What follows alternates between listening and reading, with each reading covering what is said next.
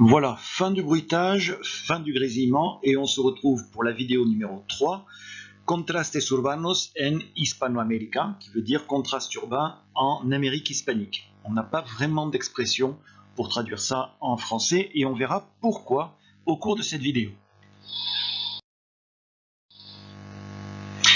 Vous avez ici une image qui illustre bien le sujet que nous allons aborder, puisque nous allons nous intéresser à ce que nous avons appelé barriadas dans le cours précédent, puisque nous avons vu qu'en Amérique latine, il arrivait souvent que des zones soient séparées en deux, avec d'un côté les riches, de l'autre les pauvres, et vous avez ici un exemple de barriada. On pourrait le traduire par bidonville, mais vous pouvez constater ici que ça n'est pas proprement parlé un bidonville, c'est un quartier pauvre, extrêmement pauvre, sans être pour autant un bidonville. Probablement je ne vous ai pas distribué cette petite photocopie, mais ça me sert de rappel.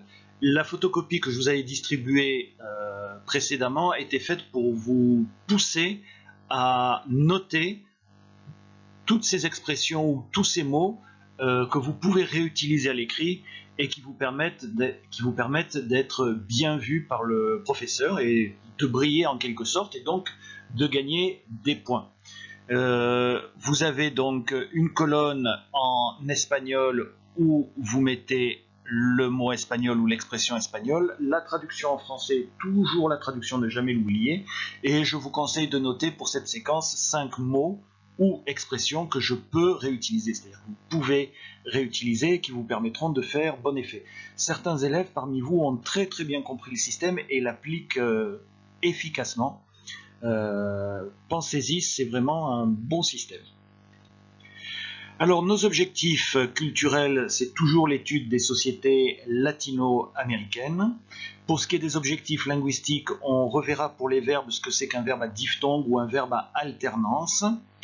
Et le déroulement du cours, je ne suivrai pas forcément ce que j'ai mis là, je m'adapterai en fonction des circonstances. Alors le but de cette séquence, ça va être de comprendre le clip vidéo La Bala du groupe Calle 13 que nous étudierons dans une prochaine séquence. Donc on est en train d'accumuler un certain nombre de connaissances qui permettront tout simplement de comprendre mieux ce clip qui, si vous n'avez pas un certain nombre de connaissances, il y a plein de choses que vous ne comprendrez pas dans ce clip. Pour ceux qui voudraient voir la vidéo de Calle 13, je vous mettrai, j'espère ne pas oublier, le lien en description au-dessous de la vidéo. Bien, je vous rappelle que cette vidéo ne doit pas être vue en entier, c'est une vidéo de rattrapage.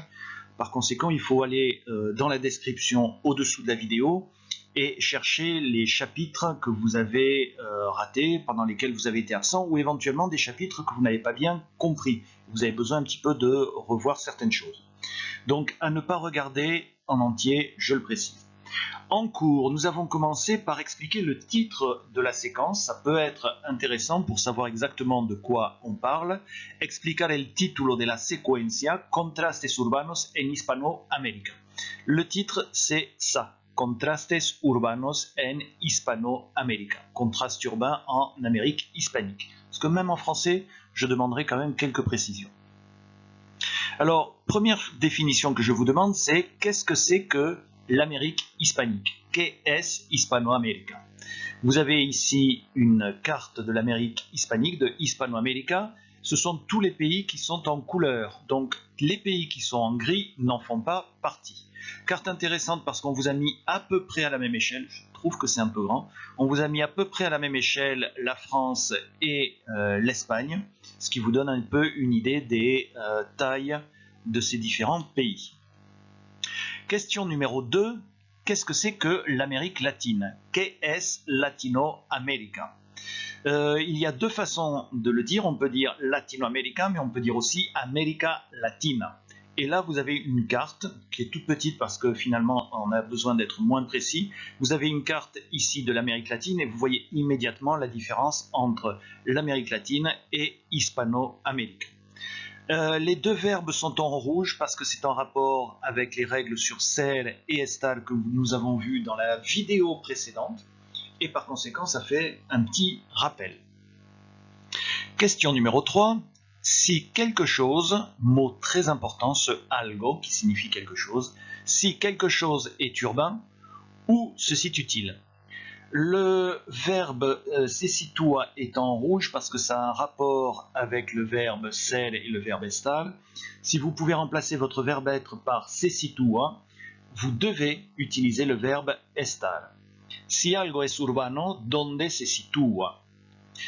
Oh, il y a plein de solutions, il y a plein de choses qui apparaissent ici un petit peu partout. Bon, bien que là, ils ne mettent que les capitales, hein. Ils ne mettent pas les autres villes, si je regarde bien. Ah, je vous ai donné la réponse. Question numéro 4. Qu'est-ce que c'est qu'un contraste? ¿Qué es un contraste? Donc là, il faut me donner une définition relativement générale. Et pour préciser les choses, la dernière question qui nous ramène, puisque c'est la même couleur, au titre, qu'est-ce que c'est qu'un contraste urbain? ¿Qué es un contraste urbano? Et je crois que si vous pensez à la vidéo précédente avec les deux quartiers séparés par un mur, vous trouverez rapidement la solution.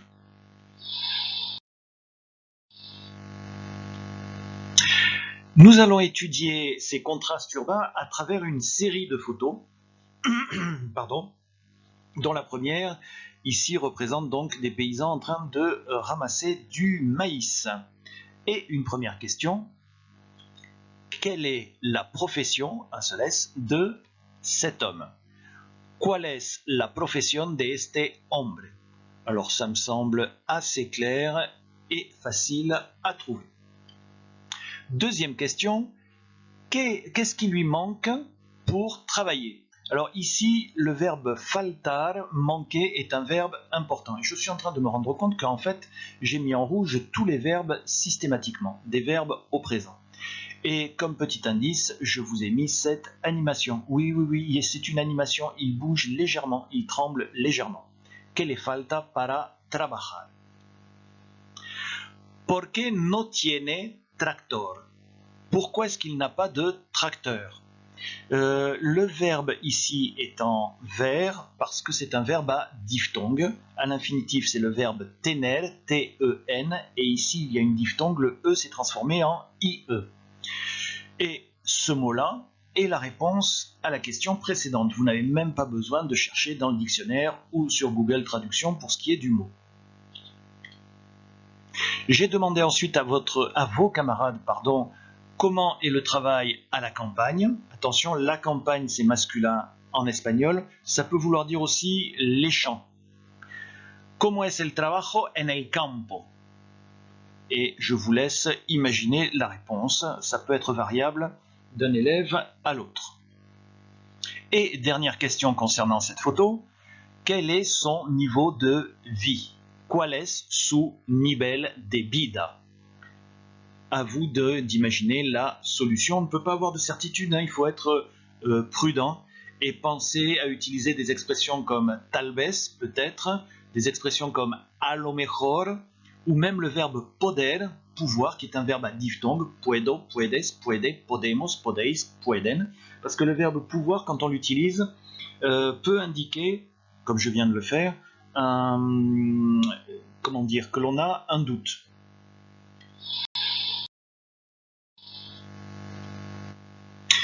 Nouvelle photo où je demande qu'est-ce qu'ils ont récolté. ¿Qué han cosechado? Vous avez ici un verbe au passé composé. Attention, ça n'est plus du présent. Vous avez l'auxiliaire haber, troisième personne du pluriel, et le participe passé qui se termine par ado. J'ai réussi à trouver une deuxième photo qui pouvait être la suite de la première et je demande où peuvent-ils vendre leur récolte. ¿Dónde pueden vender su cosecha? Et vous avez ici le verbe poder, qui est un verbe à diphtongue dont je vous ai parlé pour les images précédentes, qui est un verbe à diphtongue et qui indique une possibilité. Donc ça veut dire que l'on a un doute. Et j'ai mis en vert le verbe poder suivi du deuxième verbe qui lui est à l'infinitif. Troisième image qui serait un petit peu la suite des deux précédentes. Où se situe le marché? Donde se situa el mercado? Et vous avez le fond ici qui vous sert de réponse. Vous avez aussi la réponse dans la dernière question, ici la ciudad. Que trouve-t-il en ville? Que encuentran en la ciudad? C'est une façon de vous demander pourquoi ces agriculteurs, ces paysans viennent en ville pour vendre leur production. Pourquoi est-ce qu'ils ne restent pas à la campagne? Qu'est-ce qu'ils vont trouver ici qu'ils trouvent plus difficilement à la campagne?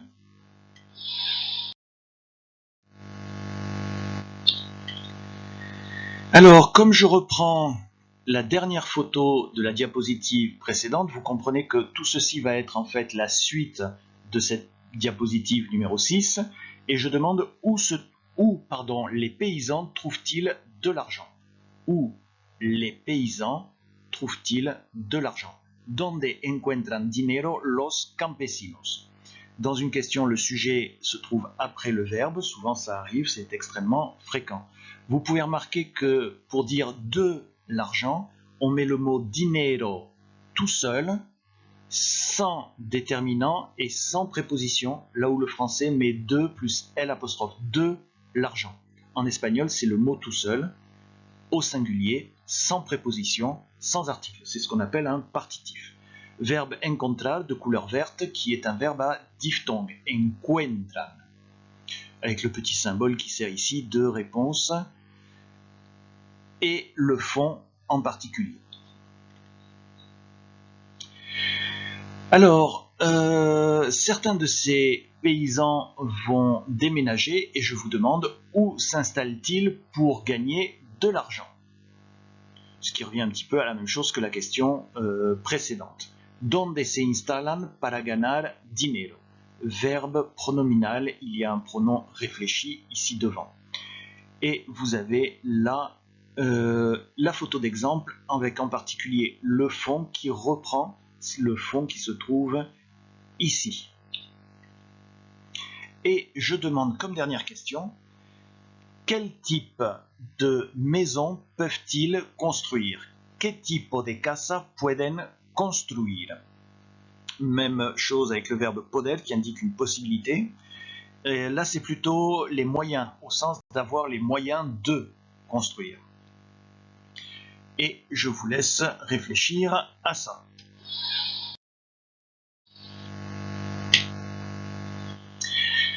On continue à progresser, on a ces agriculteurs qui travaillaient dans les champs, vivaient à la campagne, qui viennent en ville pour vendre leur production, puis qui finissent par s'installer en ville.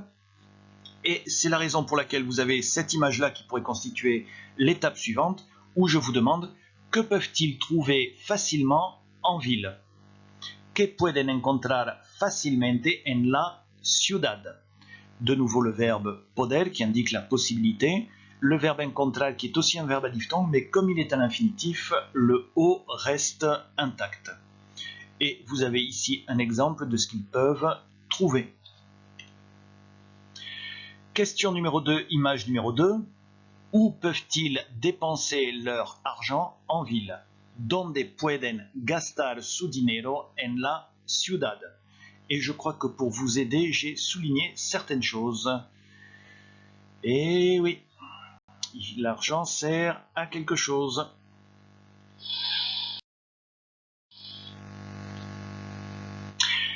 Alors là, j'ai pas mis d'image tout de suite, ou j'ai dû en mettre après. Et je demande les paysans qui viennent en ville, dans quel type de quartier s'installent-ils? Los campesinos que vienen a la ciudad, en qué tipo de barrio se instalan? Vous pouvez remarquer que vous avez ici une virgule suivie d'un point d'interrogation à l'envers, parce que la question commence au milieu de la phrase, elle commence ici. Donc je ne vais pas mettre le point d'interrogation à l'envers dans cette partie-là, au début de cette partie-là, qui est une phrase, une proposition affirmative. Donc, dans quel type de quartier s'installe-t-il? Je crois qu'au-dessous, ça serait déjà une bonne illustration en fait. Allez, je vous rajoute une autre photo. Là, cette fois-ci, on se trouve au Pérou, à Lima, avec Lima, c'est une capitale qui se trouve dans une zone désertique, ce qui explique que les paysans pauvres, quand ils s'installent en ville, peuvent s'installer simplement en construisant des cabanes avec des nattes, parce qu'il ne pleut pas beaucoup, et par conséquent, ça représente une protection, j'hésite à dire suffisante, mais en tout cas, ça suffit pour faire une maison, enfin, on va dire plutôt une cabane. Et vous pouvez voir ici que vous avez une rue, entre guillemets, c'est-à-dire des marches creusées à même la montagne. Ensuite, j'ai demandé à vos camarades « ¿Qué tamaño tienen las casas ?» Quelle taille, attention le mot est masculin, quelle taille ont les maisons? Verbe à diphtongue, verbe à diphtongue. Pour se donner une idée de la taille, il suffit de regarder déjà les marches, ça peut donner une petite idée. Oh, je vous rassure, c'est vraiment pas grand du tout. Avec quoi sont-elles construites? Con que están construidas. Attention, verbe estar suivi d'un participe passé. À vous de retrouver la règle. Là aussi, j'ai répondu d'une certaine manière. Qu'est-ce qui manque entre les maisons? Que falta entre las casas. Et si vous regardez ici, là, vous comprenez tout de suite ce qui manque pour que ce soit un quartier habituel. Comment circulan? Comment circulent-ils? C'est un peu la réponse à la question précédente, c'est la suite logique. Et vous voyez que pour circuler, ils ont des moyens extrêmement limités. Ensuite, je demande quels services n'ont-ils pas? ¿Qué servicios no tienen? Si vous regardez toute l'image, il y a des choses qui n'apparaissent pas. Vous n'avez que des cabanes et vous n'avez rien d'autre. Donc il y a un certain nombre de services dont ils ne disposent pas dans ces quartiers-là. Allez, je suis gentil, je vous ai mis des images pour illustrer. Toujours des images qui viennent du Pérou. Ici, là, vous avez le mot paradero pour parler de cet autobus. Et ici, vous voyez que l'eau courante n'est pas si courante que ça, j'allais dire. Enfin, c'est un luxe dans certaines zones.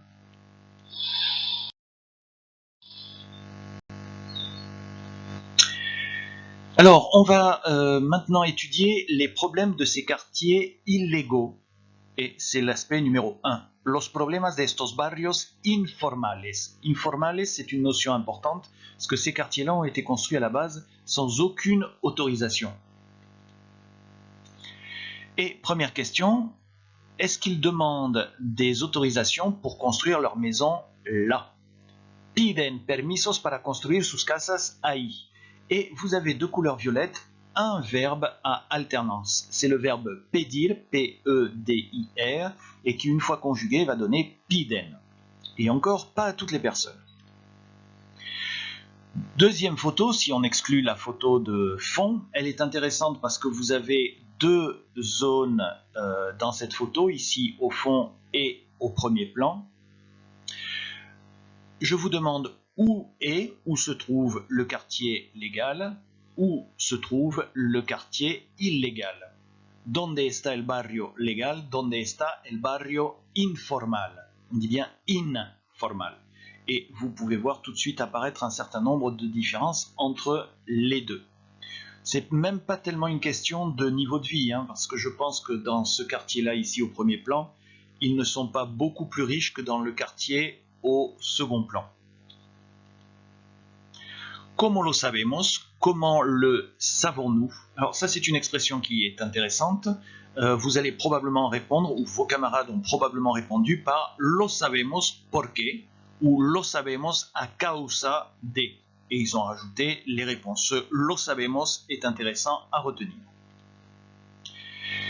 Je repose un petit peu la même question que précédemment. Quels sont les services qu'ils n'ont pas? ¿Cuáles son los servicios que no tienen? Et on peut ici comparer avec un quartier légal et un quartier illégal. Oui, j'ai fait comme j'ai pu, c'est pas du dessin extrêmement beau, et puis je ne l'ai pas passé en jaune ici, là je ne l'ai pas fait, là je ne l'ai pas fait, je ne l'ai pas fait non plus là. C'était vraiment le plus simple.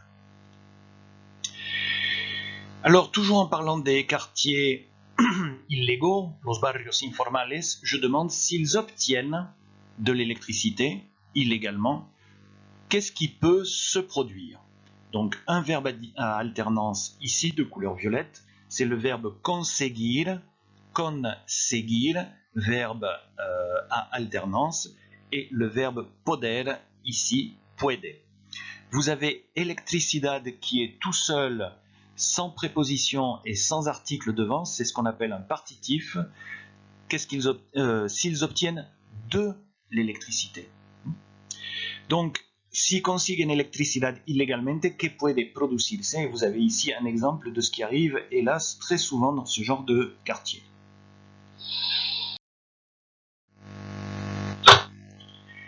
Los problemas de estos barrios informales, número 2. Et on va commencer avec cette question et cette photo qui est assez impressionnante.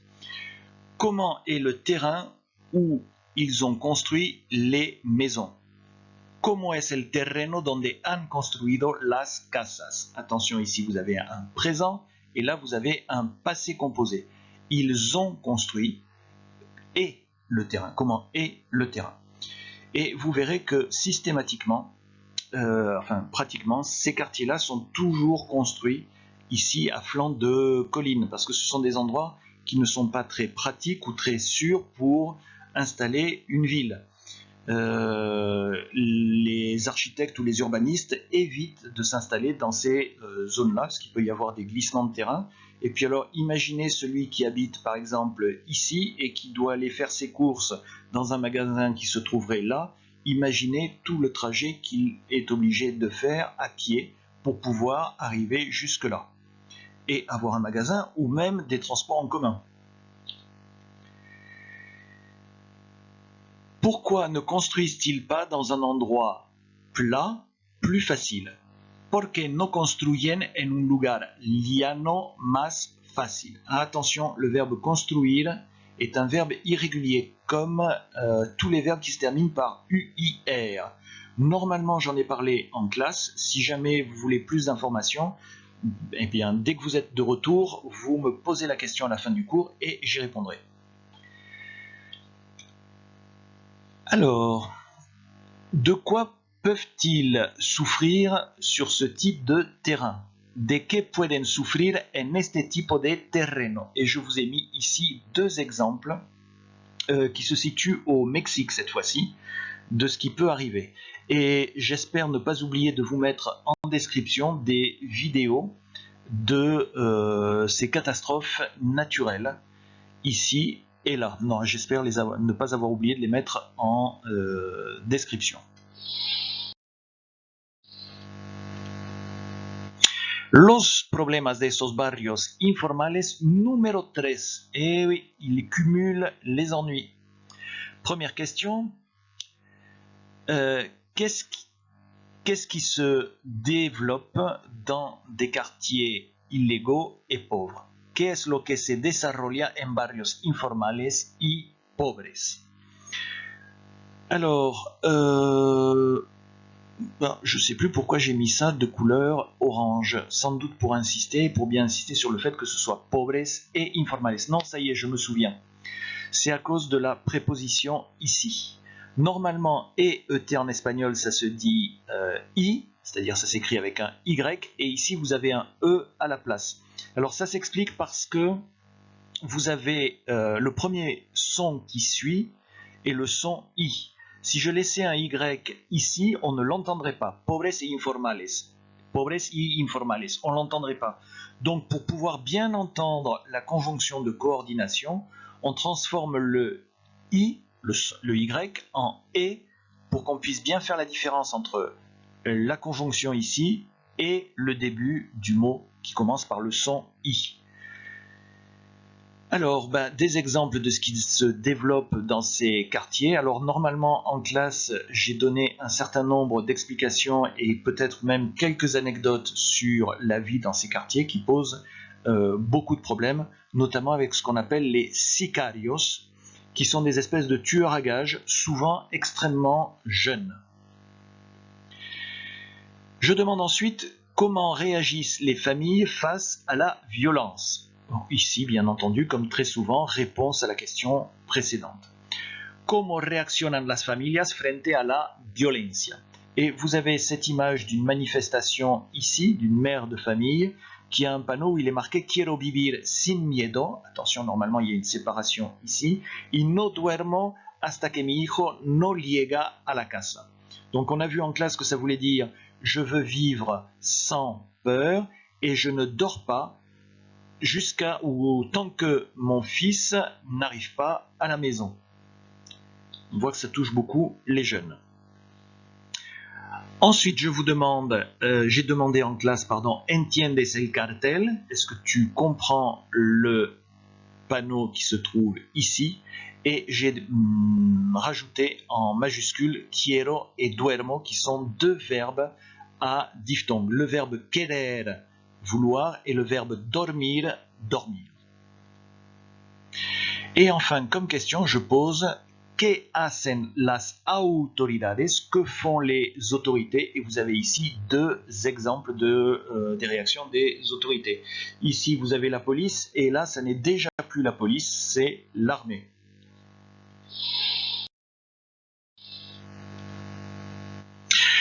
Alors, nouveau sujet, l'évolution des maisons. La evolución de las casas. Alors ça, c'est un phénomène qui est assez intéressant et finalement relativement récent.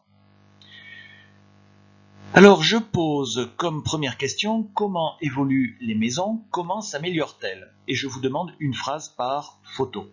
Como evolucionan las casas, como mejoran, una frase por photo. Donc, vous allez devoir, vos camarades ont dû et vous allez devoir faire 4 phrases ici concernant chacune des photos.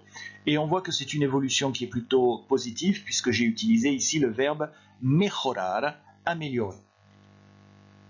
J'ai donné en classe un petit peu de vocabulaire. Vous pouvez dire photo numéro 1, photo numéro 2, photo numéro 3, photo numéro 4, ou alors vous pouvez utiliser ce qui va structurer votre discours. Primero qui signifie d'abord, después, luego qui signifie après ou ensuite. Alors vous pouvez les échanger, il n'y a pas d'ordre, et on peut terminer par por fin. Première photo que vous avez déjà vue en plus grand précédemment. Deuxième photo ici en bas qui se confond avec le fond d'écran quasiment, mais avec quand même des différences qui me semblent importantes. Photo numéro 3 qui commence à ressembler beaucoup plus au fond d'écran. Et enfin, une quatrième photo avec une vue plongeante qui permet de distinguer des nouveautés dans ce genre de quartier. Et justement, je demande qu'est-ce qui apparaît entre les maisons? ¿Qué aparece entre las casas? Donc, avec vos camarades, nous avons vu ici ce qui était nouveau dans ce genre de quartier. Et j'ai demandé grâce à quoi peuvent-ils améliorer les maisons? Gracias a que pueden mejorar las casas. On retrouve ici le verbe mejorar. Et je demande en dernier comment gagne-t-il de l'argent? De nouveau un partitif, le nom commun tout seul au singulier, sans préposition, sans article. De l'argent, ça se dit dinero. Attention, le verbe ganar, c'est juste un N. On dit bien ganar, ganan. Et oui, comment gagne-t-il de l'argent? Oh, de manière tout à fait honnête là.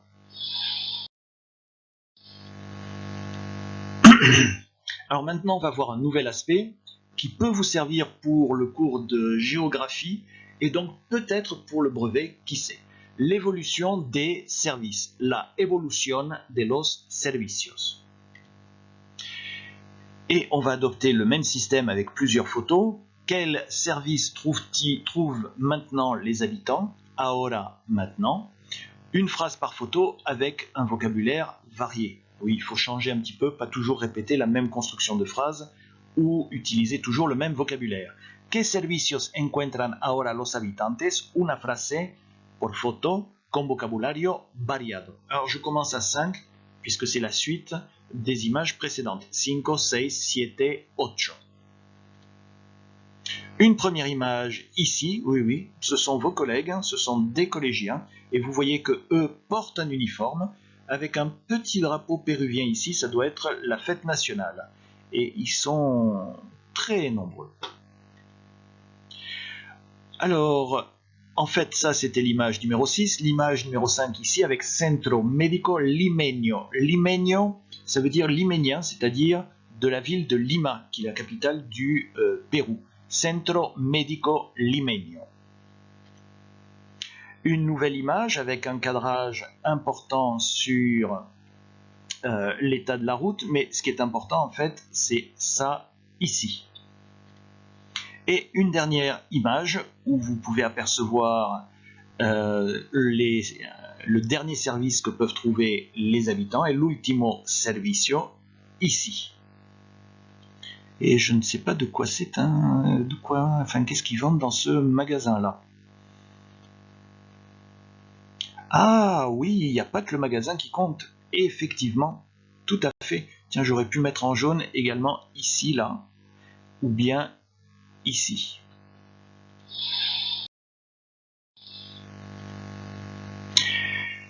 Encore un nouveau chapitre, l'évolution des gains. Des gains d'argent, des ressources en quelque sorte. La évolution de las ganancias.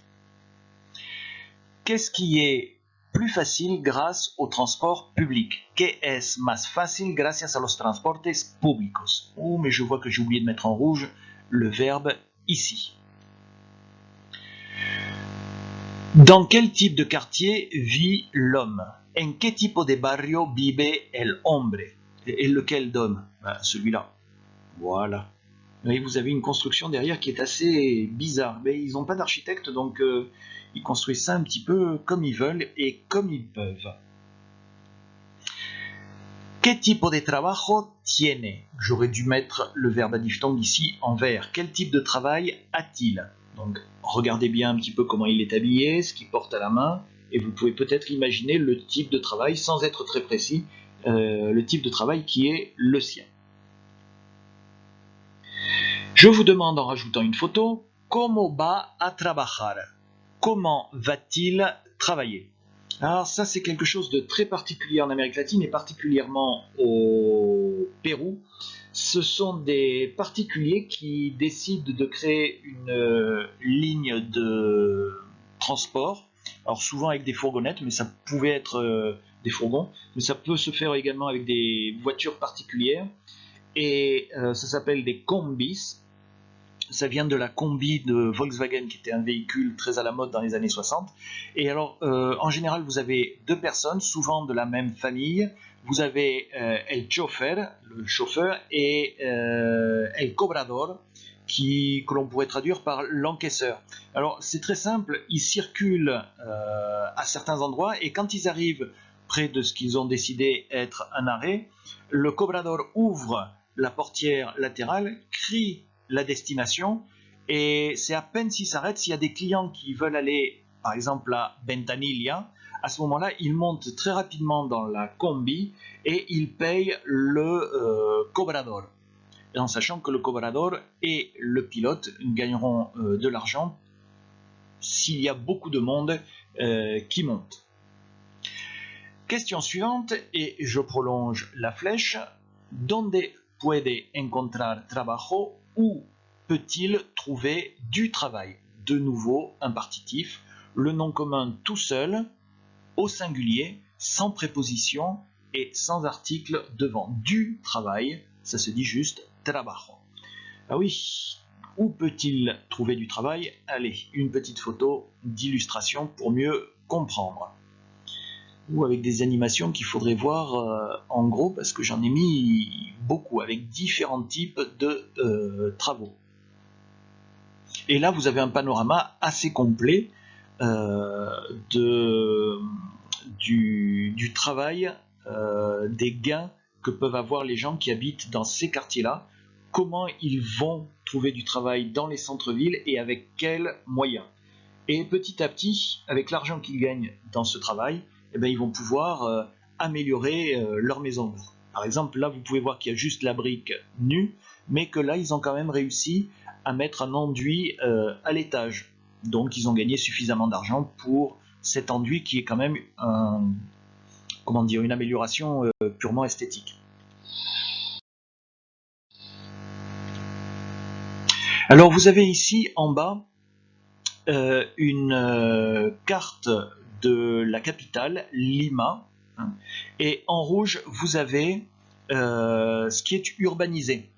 Donc vous voyez que l'urbanisation s'accroît de plus en plus. Alors ça n'est pas très visible ici, mais je vais vous le redire, ça c'est la carte de la région de Lima en 1940, ici en 1950, là en 1980, 1992 et 2014. Et vous voyez que la ville a terriblement augmenté entre 1940 et 2014. Tous ces gens qui se sont installés sont venus de la campagne. Alors ça c'est ce que j'ai expliqué à vos camarades, c'est que très souvent vous avez eu des occupations illégales qui se sont organisées. Là vous avez des gens qui ont des nattes, qui ont leurs affaires et qui en groupe, pour éviter d'être arrêtés par la police ou par les autorités, qui en groupe décident de s'installer dans un endroit précis, en vous rappelant que la région de Lima est une région désertique. Mais quand je dis désertique, c'est un vrai désert. Ensuite, phase numéro 2, ils construisent des cabanes avec des nattes, donc vraiment quelque chose d'extrêmement simple. Là, vous avez un magasin. Hein, vous avez ici l'étal, et je ne sais pas ce qu'ils vendent, des fruits, des légumes, du pain, ça ne se voit pas. Et vous voyez l'extension ici au fond de ces quartiers. Personnellement, j'en ai connu vers 1970, entre cette carte-là et cette carte-là. J'ai connu des zones qui étaient comme ça, entièrement construites de cette manière-là. Maintenant, ces cabanes en natte ont disparu et ont été remplacées par des constructions en dur. Donc, ce qui avant était construit ici, par exemple, avec des nattes, eh bien, actuellement, c'est en ville, avec des maisons en dur, des autobus qui passent dans les rues, l'électricité, ça s'est normalisé. Là, vous avez des campements actuels, et vous voyez que eux aussi se sont modernisés parce qu'ils n'utilisent pas forcément uniquement des nattes, mais également des bâches en plastique. Hein, tout ce qui est en couleur bleue ici, c'est la version moderne de ce qui était ici. Là, vous avez encore une autre image avec là, vraiment très simple, c'est juste comme un tunnel pour les engins agricoles, mais vraiment beaucoup plus petit. Là, il n'y a même pas de toit dessus. C'est vraiment des gens qui ont très très peu de moyens. Bien entendu, la police essaye parfois d'intervenir, mais c'est pas toujours facile, hein, parce que je vous rappelle qu'ils s'installent de manière illégale. C'est pas toujours facile parce que ces installations se font par groupes très très très nombreux. C'est donc difficile de les déloger. Et vous pouvez voir que ici, ils sont dans des zones qui sont en pente, puisque ce sont des zones qui sont urbanisées en dernier ou qui sont difficiles à urbaniser. Et là, vous avez donc une première étape d'amélioration. On passe de cabane en natte à quelque chose qui est déjà plus résistant, avec des planches, peut-être même quelques briques ou parpaings ici, et vous voyez qu'ils sont en plein de travaux ici en train d'améliorer les choses. Les bidons qui sont ici, j'ai expliqué à vos camarades qu'il n'y a pas d'eau courante. Vous avez des camions qui passent dans les rues et qui remplissent donc ces bidons et qui servent pour l'utilisation de l'eau quotidienne, aussi bien pour se laver que pour faire la cuisine.